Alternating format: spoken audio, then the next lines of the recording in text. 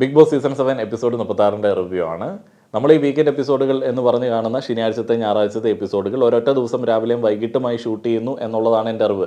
May be അതുകൊണ്ടായിരിക്കാം രണ്ടാമത്തെ എപ്പിസോഡിൽ തീരെ എനർജി പല ആളുകൾക്ക് ഉണ്ടായിരുന്നില്ല. ലാലേട്ടന് ഒട്ടും എനർജി ഉണ്ടായിരുന്നില്ല. പിന്നെ അദ്ദേഹത്തിൻ്റെ പ്രിയപ്പെട്ട സുഹൃത്തും സഹോദര തുല്യനുമായിട്ടുള്ള മമ്മൂക്കയുടെ ബർത്ത്ഡേ ആയതുകൊണ്ട് ഒരു നെഗറ്റിവിറ്റി വേണ്ട എന്ന് വിചാരിച്ചിട്ടായിരിക്കാം ചില കാര്യങ്ങളെ തൊട്ടും തലോടിയൊക്കെ വിടുന്നത് കണ്ടു. മസ്താനിയെ കുറച്ചും കൂടെയൊക്കെ ഒന്ന് ചോദ്യം ചെയ്ത് ചില കാര്യങ്ങളിലൊക്കെ ഒന്ന് വാൺ ചെയ്യണമെന്ന് ഞാൻ ആഗ്രഹിച്ചിരുന്നു. ഇന്നലെ നല്ല രീതിയിൽ മസ്താനിക്ക് കുറഞ്ഞു പോയിരുന്നു. ഇന്നത്തെ കാര്യമായിട്ട് കിട്ടുമെന്നൊക്കെ പ്രതീക്ഷിച്ചു, എന്നാൽ കിട്ടിയില്ല. മസ്താനിയോടൊന്ന് മാത്രമല്ല എല്ലാവരോടും പ്രധാനപ്പെട്ടതായി ചോദിക്കേണ്ട കാര്യങ്ങളൊക്കെ ഉണ്ടായിരുന്ന ആളുകളോടൊക്കെ തൊട്ടും തലോടിയിട്ടുമുള്ള ഒരു സമീപനമായിരുന്നു ലാലേട്ടൻ്റെ ഭാഗത്തു നിന്ന് ഉണ്ടായിരുന്നത്. പിന്നെ ഞാൻ കഴിഞ്ഞ ദിവസം ഷാനവാസിന് ഒരു പണിഷ്മെൻറ്റ് കിട്ടിയ സമയത്ത് തന്നെ പറഞ്ഞിരുന്നല്ലോ, ഷാനവാസ് അതൊരു വലിയ അനുഗ്രഹമായിട്ട് തന്നെയാണ് കരുതിയത്. വീക്കെൻഡ് എപ്പിസോഡുകളിൽ അല്ലെങ്കിൽ ഷാനവാസിന് കണക്കിന് കിട്ടും, കാരണം ഷാനവാസിൻ്റെ ഭാഷ വലിയൊരു പ്രശ്നമാണ്. ഈ ആഴ്ച എനിക്ക് തോന്നുന്നു പലതവണ പല ആളുകളുടെ പിതൃക്കളെ സ്മരിക്കുന്ന ചടങ്ങ് ഷാനവാസിൻ്റെ ഭാഗത്തു നിന്നുണ്ടായിരുന്നു. അപ്പോൾ അതൊക്കെ ചോദ്യം ചെയ്യേണ്ടിയിരുന്നതാണ്. പക്ഷേ ഇന്നലെ ഫുൾ അനുമോൾക്ക് ഡെഡിക്കേറ്റ് ചെയ്തു. ഇന്ന് അങ്ങനെ കാര്യമായിട്ട് വിഷയം ഉണ്ടാക്കാനായിട്ട് ഉദ്ദേശിച്ചിരുന്നില്ല. ഇനി എപ്പിസോഡിലെ പ്രധാനപ്പെട്ട കാര്യങ്ങളിലേക്ക് വന്നു കഴിഞ്ഞാൽ റാൻഡമായിട്ട് ഞാൻ അവിടുന്ന് ഇവിടുന്നും ചില കാര്യങ്ങൾ നോട്ട് ചെയ്തു. കാരണം എന്താണെന്ന് വെച്ച് കഴിഞ്ഞാൽ അവരുടെ ആ ഒരു ഡയലോഗുകൾക്കൊന്നും വലിയ റെലവൻസ് ഒന്നും ഉണ്ടായിരുന്നില്ല. അപ്പോൾ അതിൽ അനീഷിൻ്റെ ആ ഒരു ഇരിപ്പിനെ കുറിച്ചിട്ട് ഒന്ന് മെൻഷൻ ചെയ്തു. കാരണം അനീഷിനെ നടുക്കിരുത്തിയാലോ എന്നുള്ളൊരു ചോദ്യമൊക്കെ വരുന്നത് അനീഷ് ഇന്ന സ്ഥലത്ത് തന്നെ ഇരിക്കണം എന്നുള്ള ആ ഒരു വാശി പിടിക്കലിൽ നിന്നൊക്കെയാണ്. അങ്ങനെ ഒരു സൈഡിൽ സ്ഥിരമായിട്ട് ഇരിക്കുകയാണെന്നുണ്ടെങ്കിൽ എല്ലാ എപ്പിസോഡുകളിലും ഒരു പ്രത്യേക അറ്റൻഷൻ തനിക്ക് കിട്ടുമെന്നൊക്കെയുള്ള വിചാരമായിരിക്കും അനീഷിന് അങ്ങനെ ഇരിക്കാനായിട്ട് ഉള്ള ഒരു പ്രേരണ. അത് നൂറ, ആദില എന്നിവരൊക്കെ ചോദ്യം ചെയ്തിരുന്നു. അതുമായി ബന്ധപ്പെട്ട് ചില വാക്ക് തർക്കങ്ങളൊക്കെ അനീഷിൻ്റെ ഭാഗത്തു നിന്നുണ്ടായിരുന്നു. അപ്പോൾ ഈ നൂറ അനീഷിനെ കണ്ട് ചില കാര്യങ്ങൾ പഠിക്കുന്നുണ്ട് എന്നുള്ളതാണ് എപ്പിസോഡിൻ്റെ അവസാനം ആദിലയുമായിട്ട് സംസാരിക്കുന്നതിനിടയിൽ നമുക്ക് മനസ്സിലായത്.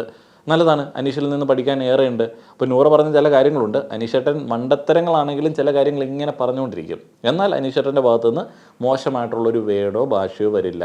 ചില കാര്യങ്ങൾ ഞാൻ മുന്നേ പറഞ്ഞതുപോലെയുള്ള പവിത്രമായിട്ടുള്ള പ്രകൃതിദത്തമായിട്ടുള്ള ചില തെറികൾ പുള്ളിയുടെ ഭാഷയിലുള്ളത് അല്ലാതെ ഈ വീട്ടുകാർക്ക് പറയുക അങ്ങനെയുള്ള പരിപാടികളൊന്നുമില്ല.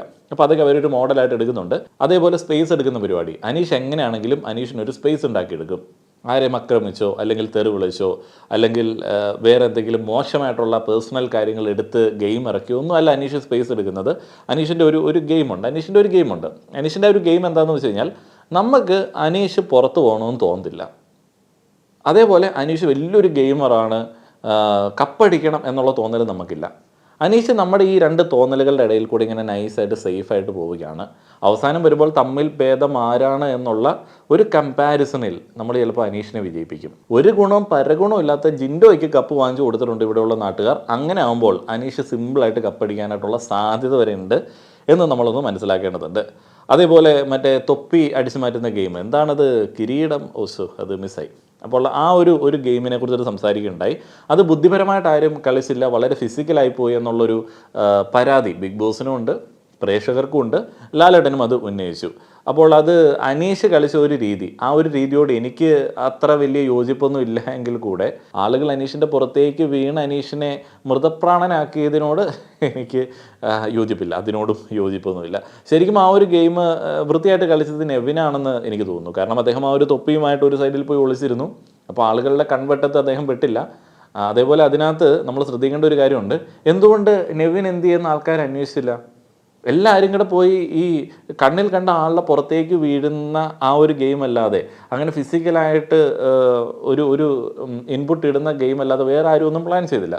അതിനെക്കുറിച്ചിട്ട് സംസാരിക്കുകയുണ്ടായി. പിന്നീട് തുണി വേഴ്സസ് പണി ആ ഒരു ടാസ്കിനെ കുറിച്ചിട്ട് ചോദിച്ചു.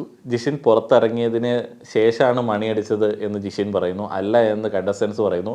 അക്ബർ ഖാൻ വളരെ സ്ട്രോങ് ആയിട്ട് അതിനെതിരെ സംസാരിക്കുന്നു. എന്നാൽ നെവിൻ അവസാനം വൈൽഡ് കാർഡുകളുടെ കൂടെ നിൽക്കുന്നു, ഒരു അനുകൂല മനോഭാവം വരുന്നു. അപ്പോൾ അതിനെക്കുറിച്ചിട്ടൊക്കെ സംസാരിച്ചു. അതൊന്ന് റീപ്ലേ ചെയ്ത് കാണിച്ചു. അപ്പോൾ അതിൽ ശരിക്കും പറഞ്ഞാൽ അക്ബർ പറഞ്ഞതായിരുന്നു ശരി. എന്നാലും അക്ബർ ഈ ജിഷിൻ്റെ വസ്ത്രങ്ങളൊക്കെ എടുത്ത് എറിഞ്ഞത് മോശമായിപ്പോയി, അവരുടെ പേഴ്സണലായിട്ടുള്ള തിങ്സ് എടുത്ത് എറിഞ്ഞത് മോശമായിപ്പോയി എന്നുള്ള ഒരു സൈഡ് ലാലേട്ടൻ്റെ ഭാഗത്തു നിന്നുണ്ടായിരുന്നു. അതുകൊണ്ട് ലാലേട്ടൻ്റെ കൈപ്പടയിൽ എഴുതിയ ഒരു ഗിഫ്റ്റ് ജിഷിന് ലാലേട്ടൻ കൊടുക്കുകയാണ്. അത് അക്ബറാണ് കൈമാറുന്നത്. അപ്പോൾ അങ്ങനെ ആ ഒരു പരിപാടികൾ അവിടെ അവസാനിപ്പിച്ചു. പിന്നീട് ലക്ഷ്മി ഡ്രസ്സ് എടുത്ത് താഴെ ഇട്ടല്ലോ, മറ്റേ ബാത്റൂം ഏരിയയിലെ സോഫയിൽ നിന്ന് ഡ്രസ്സ് എടുത്ത് താഴെ ഇട്ടു. അപ്പോൾ അതിനെക്കുറിച്ചിട്ട് ചോദിക്കുന്നുണ്ട്. അപ്പോൾ അത് രസകരമായിട്ടുള്ളൊരു ഇൻട്രഡക്ഷനിലാണ് വരുന്നത്. അവിടെ ഒരു ഡ്രസ്സ് കണ്ടു, ഉണങ്ങാനിട്ടതാണെന്ന് വിചാരിച്ചു, കാക്ക കുത്തിയതാണോ എന്നൊക്കെ ഉള്ള രീതിയിൽ ഒരു സംസാരം വരുന്നു. അപ്പോൾ ആര്യൻ അത് പിന്നീട് എടുത്തു കൊടുക്കാമെന്ന് പറഞ്ഞിരുന്നു എന്നൊക്കെ പറയുന്നു. ഏതായാലും അതൊരു ഗെയിമാണ്, അത് വൈൽഡ് കാർഡുകളുടെ ഒരു ഗെയിമാണ്. അവരുടെ പ്രൊവോക്കിങ്ങിൻ്റെ ഭാഗമായിട്ട് അവർ പ്ലാൻ ചെയ്ത് കളിച്ച ഒരു ഗെയിമാണ്. അതിൽ ആരെയൊക്കെ പ്രൊവോക്ക് ചെയ്യണം എന്നുള്ളത് അവർ തലേദിവസം പ്ലാൻ ചെയ്തിരുന്നു. അപ്പോൾ അവർ കൈന്നിട്ട ഒരു സാധനമാണ്. ശരിക്കും ഇങ്ങനെ ഒരു സ്പേസ് കിട്ടിയതും അവർക്ക് ബെനിഫിറ്റാണ്. അതേപോലെ തന്നെ ആര്യൻ അങ്ങനെ പെരുമാറിയതും ആര്യൻ നെഗറ്റീവായതും അവർക്ക് ബെനിഫിറ്റാണ്. ലക്ഷ്മിക്കൊക്കെ സ്പേസ് ഉണ്ടാക്കി കൊടുത്ത ഒരു സിറ്റുവേഷൻ ആയിരുന്നു അത്. ലക്ഷ്മി നല്ല രീതിയിൽ സ്പേസ് എടുത്തു. ലക്ഷ്മിക്ക് ഗെയിം അറിയാം, എങ്ങനെ സ്പേസ് എടുക്കണം എന്നുള്ളതറിയാം. അപ്പോൾ അത് അവിടെ സംസാരിക്കുകയുണ്ടായി. അപ്പോൾ ലക്ഷ്മി പറഞ്ഞൊരു പോയിന്റ് ഉണ്ട്, ഈ വെറ്റായിട്ടുള്ള ക്ലോത്ത്സ് ഒക്കെ സോഫയിൽ ഇടുന്നത് ശരിയല്ല. ലക്ഷ്മിയുടേത് ഒരു ഗെയിമാണ് എന്നുള്ളത് കണ്ടസ്റ്റൻസിനും അറിയാം. അതുകൊണ്ട് അവരെല്ലാവരും അതിനെ ആ ഒരു രീതിയിൽ തന്നെയാണ് സമീപിക്കുന്നത്. പല ആളുകളും അതിനോട് പ്രതികരിക്കുന്നുണ്ട്. ജിസേലൊക്കെ പ്രതികരിക്കുന്നുണ്ട്, അക്ബർ പ്രതികരിക്കുന്നുണ്ട്. ലക്ഷ്മി അവിടെ ഒരു ന്യായമായിട്ട് പറയുന്നത് ക്യാപ്റ്റനായിട്ടുള്ള ജിഷിനോട് പറഞ്ഞിട്ടാണ് അങ്ങനെ ചെയ്തത്. ഇവരൊരു ടീമായിട്ട് നിന്നിട്ട് ജിഷിനെ ഇട്ട് കൊടുക്കുന്ന ഒരു പരിപാടി കഴിഞ്ഞ ദിവസം തൊട്ട് ലക്ഷ്മി അവലംബിക്കുന്നതാണ്. ജിഷിന് പിന്നെ അങ്ങനെയുള്ള കാര്യങ്ങളൊന്നും പെട്ടെന്ന് മനസ്സിലാവത്തില്ല. ശരിക്കും പറഞ്ഞാൽ ലക്ഷ്മി അവിടെ ഒരു ഡിഫൻസായിട്ട് എടുത്തു വയ്ക്കുന്നത് തന്നെ, ബാക്കിയുള്ള ആളുകളുടെ മുമ്പിൽ ന്യായമായിട്ട് എടുത്തു വയ്ക്കുന്നത് തന്നെ ജിഷിനോട് പറഞ്ഞിട്ട് ചെയ്തു എന്നുള്ളതാണ്. അപ്പോൾ ലിറ്ററലി ജിഷിൻ അനുവാദം കൊടുത്തു, അപ്പോൾ അത് അങ്ങനെ ചെയ്യണമെന്ന് ജിഷിൻ സമ്മതം കൊടുത്തു എന്നുള്ളതായി. ഗിസയിലും ആര്യനൊക്കെ പറയുന്നത് ഇവർ വളരെ ബോസി ആയിട്ടാണ് ഗെയിം കളിക്കുന്നത്, അവർ വന്നിട്ട് ഓരോ നിയമങ്ങൾ ഉണ്ടാക്കുന്നു, അങ്ങനെയാണ് ഇങ്ങനെയാണ്. പ്രവീൺ പറഞ്ഞൊരു പോയിന്റ് കറക്റ്റാണ്. പലപ്പോഴും നമ്മളെ ദേഷ്യം പിടിപ്പിക്കുന്ന ഒരു സംഗതിയായിരിക്കാം, നമ്മൾ ഹോസ്റ്റലിലേക്ക് താമസിക്കുന്ന സമയത്ത് നമ്മൾ ബാത്റൂമിലേക്ക് ചെല്ലുന്ന സമയത്ത് കുറേയധികം ആളുകളുടെ വസ്ത്രങ്ങൾ അവിടെ ബക്കറ്റിൽ കുതിർത്ത് വെച്ചിരിക്കുന്നു. ചിലപ്പോൾ ഒരു ദിവസം ഇരിക്കും, 2 ദിവസമൊക്കെ ഇരിക്കുന്ന അവസ്ഥകളുണ്ട്. അപ്പോൾ അങ്ങനെയുള്ളൊരവസ്ഥ ബിഗ് ബോസ് ഹൗസിലുണ്ട്. അത് പ്രവീൺ അഡ്രസ്സ് ചെയ്തു. അതൊക്കെ ഒരു പോയിൻ്റായിട്ട് എടുത്ത് ഉപയോഗിക്കാമെന്നുണ്ടെങ്കിൽ കൊള്ളായിരുന്നു. മറ്റേ ഡ്രസ്സ് എടുത്ത് താഴെ ഇട്ടിട്ട് അതിപ്പം ഓരോരുത്തരുടെ ഗെയിം, അതിനെക്കുറിച്ചിട്ടൊന്നും നമുക്കൊന്നും പറയാനായിട്ടില്ല. ലക്ഷ്മിയുടെ കിച്ചൺ ക്യാപ്റ്റൻസിയെ കുറിച്ചിട്ടും കാര്യമായിട്ടുള്ള വിമർശനങ്ങൾ ഉണ്ടായി. ഭക്ഷണം പോരാ, വളരെ മോശം ഭക്ഷണം, അതേപോലെ തന്നെ റേഷൻ പെട്ടെന്ന് തീർന്നു എന്ന് ജിസേലൊക്കെ പറഞ്ഞു. പിന്നെ alpha female and alpha male കളിക്കുകയാണ് ഈ പ്രവീൺ ആൻഡ് ലക്ഷ്മി എന്നുള്ളൊരു ആരോപണം വന്നു. അങ്ങനെ ഒരു കമൻറ്റ് ഒനിലാണ് പറയുന്നത്. പക്ഷേ ലക്ഷ്മിക്ക് കാര്യമായിട്ടുള്ള സ്പേസ് കിട്ടി. അപ്പോൾ ലാലേട്ടൻ പറഞ്ഞു കുക്കിംഗ് അറിയില്ല എന്നുണ്ടെങ്കിൽ അറിയാത്തൊരു കാര്യം ചെയ്യാതിരിക്കുന്നതാണ് നല്ലത്. പിന്നീട് അനിമോളും ആദിലയും തമ്മിലുള്ള ആ ഒരു സംഭാഷണം ഉണ്ടായിരുന്നല്ലോ, എത്ര ഭക്ഷണം ആളുകൾക്ക് കൊടുക്കണം, എത്രത്തോളം വിശപ്പ് ഒരു മനുഷ്യനാവാം എന്നതിനെക്കുറിച്ചിട്ടൊക്കെ അനു പറഞ്ഞ കാര്യം സീരിയസ് ആയിട്ട് ചോദിക്കേണ്ടതായിരുന്നു. എന്നാൽ അത് ഇന്ന് ചോദിച്ചപ്പോഴത്തേന് തലോടലായിപ്പോയി. കുഴപ്പമില്ല, ഇന്നലെ കണക്കിന് കിട്ടിയതാണല്ലോ. അനിമോള് ഈ എപ്പിസോഡ് ത്രൂ ഔട്ട് നമ്മൾ കാണുകയാണെങ്കിൽ കംപ്ലീറ്റ് വേറെ ഏതോ ചിന്തയിലൊക്കെയാണ്. കാരണം രാവിലത്തെ ആ ഒരു നിന്നുണ്ടായ ഒരു ദേഷ്യപ്രകടനം പുള്ളിക്കാരിയെ കാര്യമായിട്ട് അഫക്റ്റ് ചെയ്തിട്ടുണ്ട്. എങ്ങനെ ഗെയിം കളിക്കണം എന്നുള്ള കാര്യത്തിലൊക്കെ ഒരു കൺഫ്യൂഷനുണ്ട്. പക്ഷേ പ്രേക്ഷകർ തീരുമാനിച്ചു കഴിഞ്ഞു അനിമോൾ ഒരു സ്ട്രോങ് കണ്ടസ്റ്റൻ്റ് ആണ്, അപ്പോൾ അനിമോളിൽ എന്തോ ഉണ്ട് എന്നൊക്കെ കുറേയധികം ആളുകൾ വിചാരിച്ചിട്ട് അനിമോളെ സപ്പോർട്ട് ചെയ്യുന്നുണ്ട്. അങ്ങനെയുള്ള പ്രേക്ഷകർക്കൊക്കെ സമയമുണ്ട് ഒന്നുകൂടെ ആലോചിച്ചിട്ടൊക്കെ ഒരാളിലേക്ക് മാത്രം ഒതുങ്ങുക. കാരണം ക്വാളിറ്റി ഉള്ള കണ്ടസ്റ്റൻസുകൾ അതിൽ നിന്ന് രൂപപ്പെട്ട് വരും. കാരണം ജിസേലൊക്കെ നല്ല രീതിയിൽ പെരുമാറുന്ന നല്ല പെരുമാറ്റമുള്ളൊരു വ്യക്തിയാണ്. അപ്പോൾ അവർ ഉമ്മ വെച്ചോ ഇല്ലയോ എന്നുള്ള ഒരു കാരണത്തിൽ ഉമ്മ അനിമോൾ കണ്ടു എന്നതുകൊണ്ട് അനിമോളെ സപ്പോർട്ട് ചെയ്യേണ്ട ആവശ്യമൊന്നുമില്ല. കാരണം എന്താണെന്ന് വെച്ച് കഴിഞ്ഞാൽ അനിമോളുടെ അടുത്ത് നിന്ന് വേറെ മാന്യമായിട്ടുള്ള ഒന്നും നമുക്ക് കിട്ടണമല്ലോ. ഉമ്മ കൊടുത്തു എന്നുള്ളൊരു തോന്നലിൽ മാത്രമാണ് കുറേയധികം ആളുകൾ അനുവിനെ ജിസേലിനേക്കാളും കൂടുതലായിട്ട് സപ്പോർട്ട് ചെയ്യുന്നത്. ജിസേലിനാണ് കാര്യമായിട്ടുള്ള ഗെയിം ഉള്ളത്. അവർ ഓവറായിട്ടുള്ള പ്രകടനങ്ങളില്ല, അവർക്ക് കയ്യിൽ ധാരാളം സ്റ്റിച്ചസ് ഉണ്ട്, പരിക്കുകളുണ്ട്, ഓവറായിട്ടുള്ള പ്രകടനങ്ങളില്ല. പിന്നെ ഇത്തിരി ക്യൂട്ട്നെസ് മെഴുകൽ വീക്കെൻഡ് എപ്പിസോഡുകളിൽ ഉണ്ട് എന്നുള്ളത് ഒഴിച്ചു കഴിഞ്ഞാൽ ആ മേക്കപ്പ് കിട്ടിയതോടെ അവരങ്ങ് ക്ലീനായി. മേക്കപ്പ് ഇല്ലായിരുന്ന സമയത്ത്, മേക്കപ്പ് കിട്ടാതിരുന്ന സമയത്ത് അവരല്ലാതായി മാറിയിട്ടുണ്ടായിരുന്നു. അപ്പോൾ അവർക്ക് വേണ്ടതൊക്കെ കിട്ടിയപ്പോൾ അവരുടെ രീതിക്ക് അങ്ങോട്ടായിട്ടുണ്ട്. അനുവിൻ്റെ കേസ് എടുത്ത് നോക്കിക്കഴിഞ്ഞാൽ അനുവിന് മേക്കപ്പ് കിട്ടാത്തതിൻ്റെ ഫ്രസ്ട്രേഷൻ ഒരു സൈഡിൽ, മേക്കപ്പ് ഉപയോഗിക്കുന്ന ആളുകളെ കണ്ട സമയത്ത് അവരത് എങ്ങനെ ഉപയോഗിക്കുന്ന ആളുകളെ കണ്ട സമയത്ത് അതിൻ്റെ ഫ്രസ്ട്രേഷൻ ഒരു സൈഡിൽ. അതുകൂടാതെ അവർക്കെതിരെ വേറെ ആരോപണങ്ങൾ കൂടി ഉന്നയിക്കുന്നു. ആണുങ്ങളെല്ലാം ഇങ്ങനെയാണ്, ജിസേലിൻ്റെ ബോയ് ഫ്രണ്ട്സ് ആണ് എന്നൊക്കെ പറയുന്നു. അങ്ങനെയുള്ള കാര്യങ്ങളൊക്കെ ഒന്ന് കണക്കാക്കിയിട്ട് അടിമ ഫാനായിട്ടൊക്കെ എല്ലാ ആൾക്കാരും മാറുക. സമയമുണ്ട്, ഇവരൊക്കെ നന്നായി വരും. ശരിക്കും പറഞ്ഞാൽ അനുവിനെയൊക്കെ ഒന്ന് നന്നാക്കി എടുക്കാൻ വരുന്ന എപ്പിസോഡായിരുന്നു, അത് കളഞ്ഞു വിളിച്ചു. ഇനി അനുമോളുടെ ഭക്ഷണത്തിലേക്ക് തിരിച്ചു വന്നു കഴിഞ്ഞാൽ അനുമോൾ ഭക്ഷണം ഉണ്ടാക്കുന്നുണ്ട്, ആളുകൾക്ക് ഭക്ഷണം കൊടുക്കുന്നുണ്ട്. എന്തിനു വേണ്ടി? സ്പേസിന് വേണ്ടി, അല്ലാതെ സ്നേഹത്തോടെയല്ല കൊടുക്കുന്നത്. കിച്ചണിൽ വലിഞ്ഞു കയറി ഇടിച്ച് കയറി നിന്ന് എല്ലാം തൻ്റെ അധീനതയിൽ വരണം, ക്യാമറ എപ്പോഴും തന്നെ നോക്കിയിരിക്കണം. ശരിക്കും പറഞ്ഞാൽ മേ ബി ആ സ്പേസും കൂടെ എടുക്കുന്നുണ്ടാവും. ആളുകൾ വന്ന് ഭക്ഷണം തായോ എന്ന് ഇരക്കുന്ന ആ ഒരു സമയം കൂടെ സ്വാഭാവികമായിട്ടും ക്യാമറ വന്ന് ഒപ്പിയെടുക്കുമല്ലോ. അപ്പോൾ അങ്ങനെയൊക്കെയുള്ളൊരു ഗെയിം ഭക്ഷണത്തിൻ്റെ കാര്യത്തിൽ അനുവിൻ്റെ ഭാഗത്തു നിന്ന് ഉണ്ടായി എന്നുള്ളത് ഒരു നെഗറ്റീവാണ്.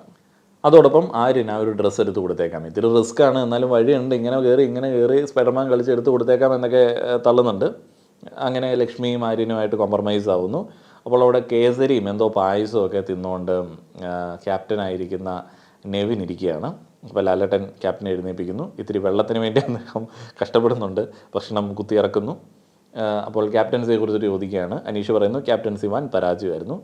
അനീഷിൻ്റെ ഒരു പരിപാടി അറിയാമല്ലോ, ആ ദിവസങ്ങളിലൊന്നും വലിയ കാര്യമായിട്ട് പറയത്തില്ല. വീക്കെൻഡ് എപ്പിസോഡ് വരുന്ന സമയത്ത് അൺപ്രഡിക്റ്റബിൾ ആയിട്ട് ചില സാഹചര്യങ്ങളിൽ പറഞ്ഞിട്ടുണ്ട്, വൻ പരാജയം, വൻ മോശം എന്നൊക്കെ. പക്ഷേ ഇതങ്ങനെയല്ലായിരുന്നു. അനീഷ് നേരത്തെ തന്നെ ക്യാപ്റ്റൻസിയെ കുറിച്ചിട്ട് ക്രിറ്റിസിസം പറഞ്ഞിട്ടുണ്ടായിരുന്നു. ലക്ഷ്മിയുടെ ഭാഗം ക്യാപ്റ്റൻസി നന്നായിരുന്നു എന്നുള്ളതാണ്. കാരണം വൈൽഡ് കാർഡുകളായിട്ട് അവരെ കൺസിഡർ ചെയ്തില്ല. ബാക്കിയുള്ള ആളുകൾ ഒരു ഗ്രൂപ്പായിരുന്ന സമയത്ത് ന്യൂട്രലായിട്ടുള്ള ചില നിലപാടുകൾ നെവിൻ വളരെ ഫെയർ ആയിട്ട് എടുത്തു. അതെനിക്കും തോന്നിയതാണ്. അപ്പോൾ ലക്ഷ്മി അത് സപ്പോർട്ട് ചെയ്യുന്നു. പിന്നെ ഗ്രൂപ്പ് കളി ഇല്ലായിരുന്നു നെവിന്. അനുവിന് പുറത്ത് നല്ല സപ്പോർട്ടുണ്ട് എന്ന് അറിഞ്ഞതിൽ പിന്നെ ഒരു ഗ്രൂപ്പിലും വേണ്ട എന്ന് നെവിൻ കർക്കശമായിട്ട് തീരുമാനമെടുത്തിരുന്നു. പക്ഷേ അനുവിൻ്റെ കൂടെ ചെറിയൊരു കമ്പനി ഉണ്ടായിരുന്നു. പിന്നീട് അക്ബർ, ലക്ഷ്മി, മസ്താനി എന്നിവർ എഴുന്നേറ്റ് നിന്നിട്ട് ചില കാര്യങ്ങളെക്കുറിച്ചിട്ട് പറയുകയാണ്. അതിൽ അക്ബറിൻ്റെ ഒരു പരാതി എന്താണെന്ന് വെച്ച് കഴിഞ്ഞാൽ, ഈ ഒരു ഡ്രസ്സ് ലക്ഷ്മി എടുത്ത് താഴെ ഇടുന്ന ആ ഒരു കാര്യത്തിലൊന്നും നെവിൻ ഇടപെട്ടില്ല എന്നുള്ളതാണ്. അതേപോലെ തന്നെ ആ ഒരു കാര്യം ഇത്തിരി കൊഴുക്കട്ടെ എന്ന് പറഞ്ഞ് നോക്കിയിരുന്നു.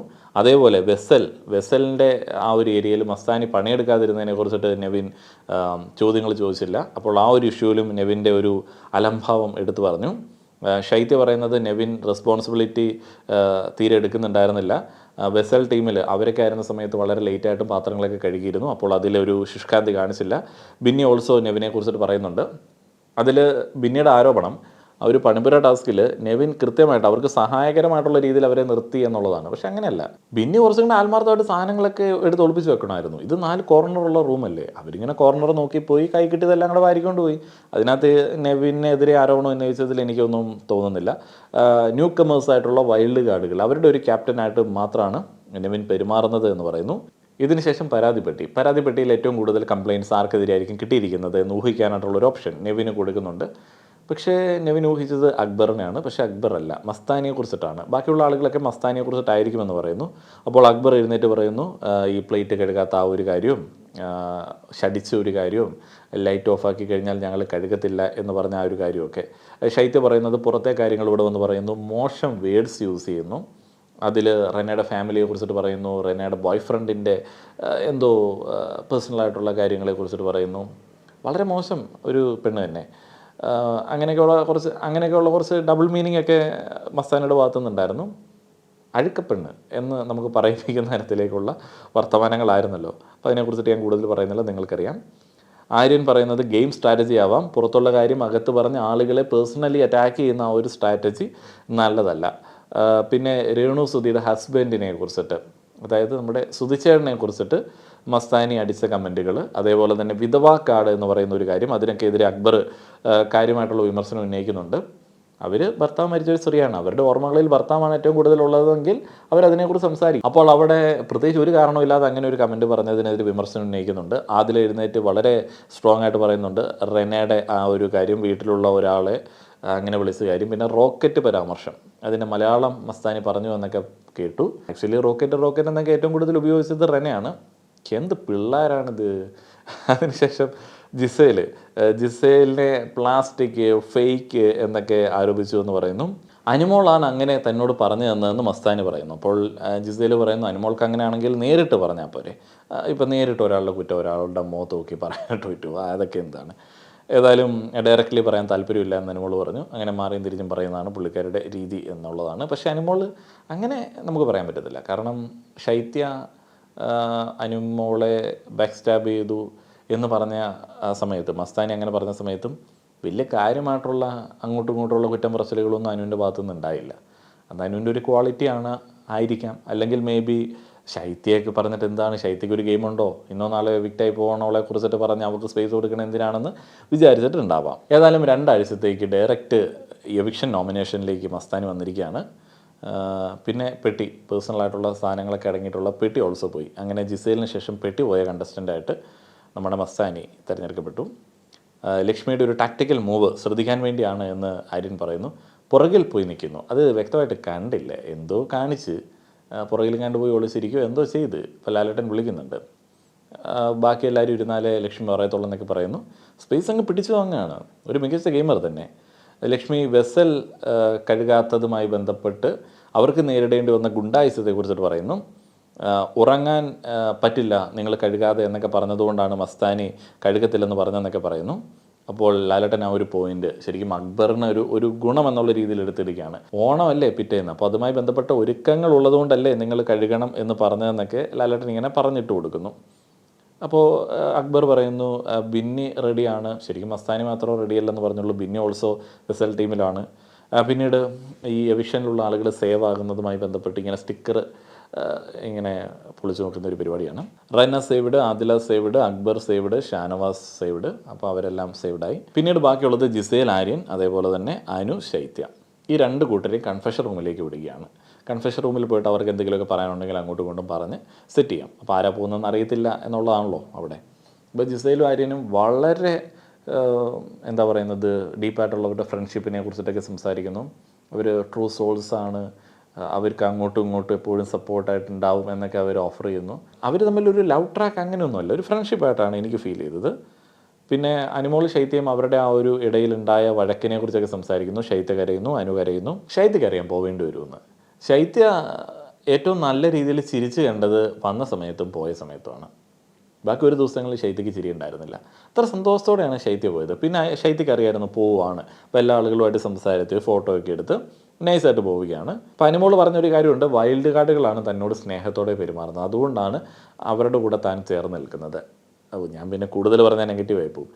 എന്നാലും പറയുകയാണ്, വൈൽഡ് കാർഡുകളുടെ കൂടെ അനു എന്തിനാണ് ചേർന്ന് നിന്നത്? പുറത്തുള്ള കാര്യങ്ങളൊക്കെ അറിയാൻ വേണ്ടി, പുറത്തുള്ള കാര്യങ്ങൾ അറിയാൻ വേണ്ടിയാണ് അനു ചേർന്ന് നിന്നത്. പിന്നെ സ്നേഹത്തോടെ അനു ആരോടാണ് അവിടെ പെരുമാറുന്നത്? അനുവിന് വേണ്ടപ്പെട്ട ഒന്നോ രണ്ടോ ആൾക്കാരോട് സ്നേഹത്തോടെ പെരുമാറുന്നു എന്നുള്ളത് ഒഴിച്ചു കഴിഞ്ഞാൽ ബാക്കി ആൾക്കാരോട് എങ്ങനെയാണ് അനു പെരുമാറുന്നത്? അവർ പെരുമാറ്റമല്ലേ തിരിച്ച് പ്രതീക്ഷിക്കാൻ പറ്റുള്ളൂ. വൈൽഡ് കാർഡുകൾ അനുവിൻ്റെ കാര്യത്തിൽ കാര്യമായിട്ട് ഇടപെടാത്തത് എന്തുകൊണ്ടാണ്? വൈൽഡ് കാർഡുകൾ കൊണ്ടുവന്ന സ്ട്രാറ്റജികൾ മോശമായതുകൊണ്ടും അവർ പുറത്തെ കാര്യങ്ങൾ വെച്ചിട്ട് ഗെയിം കളിക്കാൻ വന്നതുകൊണ്ടും അവർ പേഴ്സണൽ അറ്റാക്കുകൾ ഫോക്കസ് ചെയ്യുന്ന ആളുകളായതുകൊണ്ടും അവർക്ക് അവരുടെ റേഞ്ചിലുള്ള നിലവാരം കുറഞ്ഞൊരു കണ്ടസ്റ്റൻറ്റിൻ്റെ കമ്പനി മതി. അതുകൊണ്ടാണ് മസ്താനി വന്ന് അനുവിനോട് സ്നേഹത്തോടെ പെരുമാറുന്നതൊക്കെ. മസ്താനിയുടെ ഗെയിം എന്താ, നല്ലതാണോ? അല്ലെങ്കിൽ പ്രവീൺ വന്ന് എടുത്തിട്ട കാര്യങ്ങൾ എന്താണ്? പുറത്തെ കാര്യങ്ങളൊക്കെ തന്നെയല്ലേ. ജിഷിൻ്റെ ഗെയിം അത്ര സൂപ്പറാണോ? സാബുമാനെ പിന്നെ നമ്മൾ കൺസിഡർ ചെയ്യേണ്ട ആവശ്യമില്ല. ലക്ഷ്മിയുടെ ഗെയിം സ്ട്രാറ്റജി അത്ര പ്യുവറാണോ, ഫെയർ ആണോ? അല്ല.